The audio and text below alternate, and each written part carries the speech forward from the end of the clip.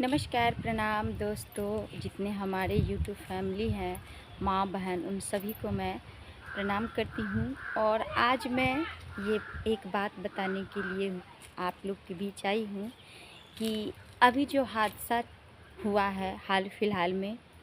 जो कि कश्मीर गए थे एक नई नवेली दुल्हन अपने पति के साथ, न जाने कितने अरमान, कितने ख्वाहिशें दिल में अपने लेके गई थी वो कश्मीर घूमने के लिए, यानी कि हनीमून मनाने के लिए, अपनी नई ज़िंदगी की शुरुआत करने के लिए। और न जाने किसकी नज़र लग गई जो उन्हें अपने पति से जुदा होना पड़ा। पूरी बात भी बता नहीं पाई होगी, दिल के बाद दिल में ही अरमान दब के रह गए और उनके साथ ऐसा हादसा हुआ कि वो ज़िंदगी में कभी भी भूल नहीं सकती। हाथ की मेहंदी नहीं छूटा उनको, उनकी हाथ की मेहंदी नहीं छूटी, लेकिन मांग का सिंदूर गुजर गया। तो मैं सभी दीदी और बहनों से निवेदन करती हूँ हाथ जोड़ के कि ज़िंदगी बहुत अनमोल है, कब किसका बुलावा आ जाए ये कोई नहीं जानता है।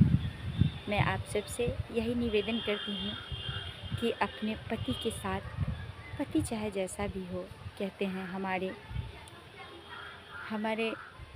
इंडिया में जब सिंदूर मांग में लग जाए एक बार, तो उसे अपना पति परमेश्वर मान लेते हैं, अपना देवता मान लेते हैं। और जिस देवता के अपनी नज़र के सामने गोली से छलनियाँ कर दिए गए उन दरिंदों ने, मैं आप सबसे यही कहूँगी कि मैं सरकार से भी दरख्वास्त करती हूँ कि हमारे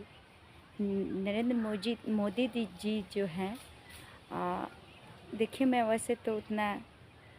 कुछ बोल नहीं पाऊँगी, मैं इतना ही कहूँगी कि हमारे सरकार जो कर रहे हैं वो करे, उससे भी सख्त करे, ताकि जल्द से जल्द उन्हें सज़ा दे और उन बेचारी मासूम का जो मांग उजरा है उसको न्याय मिले। और हमारे पूरे देश में जो है ये बात खबर सुन के पूरा हिल गया है, पूरा मीडिया हिल गया है, सभी डर गए हैं, कोई कहीं जाना नहीं चाहते हैं। जैसे कि खुल के शादी नया नया होता था तो लोग खुशी से जाते थे हनीमून मनाने, दिल्ली, मुंबई, कहीं भी जहाँ भी जिसको जाना होता, लेकिन वो भी डर गए हैं कि ना जाने हमारे साथ भी ऐसा हादसा हो। लेकिन दीदी आप सबसे भी कहते हैं, जो भी हो, अगर कहीं भी जाते हैं तो सहरचेती रहिए, ना जाने कौन किस पर वार कर सकता है ये कोई नहीं जानता है। अपने आप में सहरचेती रहिए और अपना आप को सुरक्षित रखिए।